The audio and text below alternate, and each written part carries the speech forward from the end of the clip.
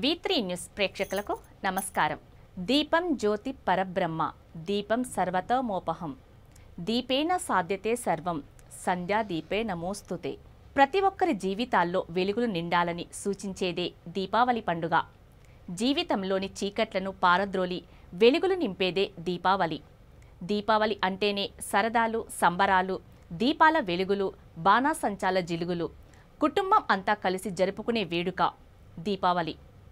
దీపావళి అంటేనే కాంతులు నింపే పండుగ. అందరూ సుఖ సంతోషాలతో జీవించాలని, దీపాలను వెలిగించి ప్రతి ఒక్కరి జీవితాల్లో వెలుగులు నిండాలని ఆకాంక్షిస్తూ దీపావళి పండుగ శుభాకాంక్షలతో V3 న్యూస్ ప్రత్యేక కథనం. సంస్కృతికి ప్రతిబింబంగా వెలుగొందేది భారతీయ పండుగలు. దీపావళి అంటే ఉత్సవాలు, దీపాలు, అలంకరణలు, కొనుగోళ్లు, టపాకాయలు, పూజలు, ప్రార్థనలు, బహుమతులు, ఫలహారాలు, వాటిలో ఆనందోత్సాహాలతో జాతి, కుల, మత, వర్గ విభేదాలను విస్మరించి సమైక్యంగా జరుపుకునే పండుగే దివ్యదీప్తుల దీపావళి. జగతిని జాగృతం చేసే చైతన్య దీప్తుల శోభావళి. దీపావళిని ప్రముఖంగా దీపాల పండుగ అని కూడా పిలుస్తారు. హిందువులకి ఎంతో ముఖ్యమైనది ఈ పండుగ. దీవాలి అని కూడా పిలిచే ఈ పండుగ రెండు పదాలు. దీప్ అంటే దీపము, ఆవలి అంటే వరుస. దీపాలు వరుసగా పెడతారు కాబట్టి దీపావళిగా పేరు పొందింది. దీపమాలికల శోభతో వెలిగొందే గృహాలు, ఆనంద కోలాహలంతో వెల్లివిరిసే ఆబాల గోపాలం, నూతన వస్త్రాల రెపరెపలు, పిండి వంటల గుమగుమలు, బాణాసంచా చప్పుళ్ళు ఈ దివ్య దీపావళి సోయగాలు. ఈ పండుగ ప్రతి ఏటా ఆశ్వయుజ అమావాస్య రోజున వస్తుంది. దీపాల పండుగకు ముందు రోజు ఆశ్వయుజ బహుళ చతుర్దశి. దీనిని నరక చతుర్దశిగా జరుపుకుంటారు. నరకాసుడనే రాక్షసుడిని సంహరించిన మరుసటి రోజు అతడి బాధలు వదిలిన ఆనందంలో ప్రజలు దీపావళి చేసుకుంటారని పురాణాలు చెబుతున్నాయి. దీపావళి విశిష్టతను తెలిపే కథలెన్నో. రాముడు అయోధ్యకు వచ్చిన రోజు ఈ పండుగ జరుపుకోవడానికి అనేక కారణాలున్నాయి.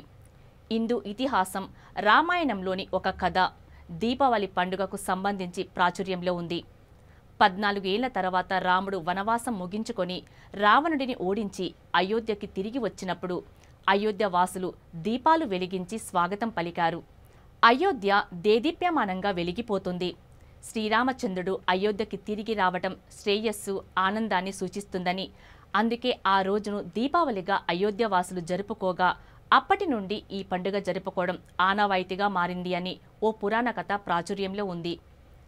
సత్యభామ నరకాసుర సంహారంతో దీపావళి వేడుకలు జరుపుకుంటున్నామంటూ పండుగకు సంబంధించి మరో కథ కూడా ప్రాచుర్యంలో ఉంది. ఆశ్వయుజ బహుళ చతుర్దశి నాడు సత్యభామ నరకాసురుని సంహరిస్తుంది. నరకాసుర సంహారంతో బహుళ చతుర్దశి నరక చతుర్దశిగా ప్రసిద్ధి పొందింది. నరకాసురుడనే రాక్షసుడు ప్రజలను పీడిస్తూ దేవ మధ్య లోకాలను ఇబ్బందులు పెడుతూ అందరినీ వేధింపులకు గురి చేస్తుండేవాడు. కృతయుగంలో హిరణ్యాక్షుణ్ణి వధించిన వరాహస్వామికి, భూదేవికి అసుర సంధ్యా సమయంలో పుట్టిన నరకుడు తన చావు తల్లి చేతిలో పొందాలని వరం కోరుకుంటాడు. ద్వాపర యుగంలో శ్రీకృష్ణ భగవానుగా అవతరించి మహావిష్ణువు సత్యభామను పెళ్లాడతాడు.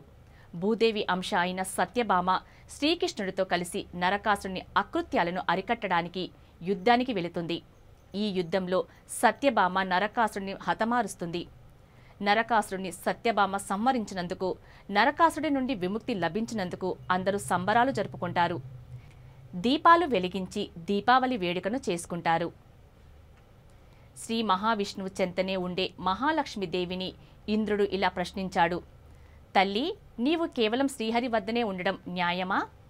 నీ భక్తులను కరుణించవా అంటాడు. దీనికి ఆ మాత సమాధానమిస్తూ, త్రిలోకాధిపతి, నన్ను త్రికరణ శుద్ధిగా ఆరాధించే భక్తులకు వారి వారి అభిష్టాలకు అనుగుణంగా సమస్త కోరికలు నెరవేర్చే వరలక్ష్మీదేవిగా ప్రసన్నురాలిని అవుతాను అని సమాధానమిచ్చింది. అందుచేత దీపావళి రోజున మహాలక్ష్మిని పూజించే వారికి సర్వ సంపదలు చేకూరుతాయని విశ్వాసం. దీపజ్యోతిని పరబ్రహ్మ స్వరూపంగా మనోవికాసానికి, ఆనందానికి, నవ్వులకు, సజ్జనత్వానికి, సద్గుణ సంపత్తికి నిదర్శనంగా భావిస్తారు.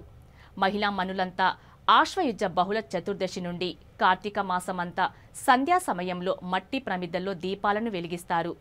ఈ పరంపర నీటికి కొనసాగుతున్నది. ఈ దీపావళి ప్రతి ఇంట ఆనంద శోభావళి కావాలని ప్రతి ఒక్కరూ సుఖ సంతోషాలతో ఉండాలని ఆకాంక్షిస్తూ V3 న్యూస్ ఛానల్ మరొకసారి దీపావళి శుభాకాంక్షలు తెలుపుతుంది. మరొక కార్యక్రమంలో మళ్ళీ కలుద్దాం. అంతవరకు చూస్తూనే ఉండండి V3 న్యూస్. లక్ష్యం సమాజహితం. నమస్తే.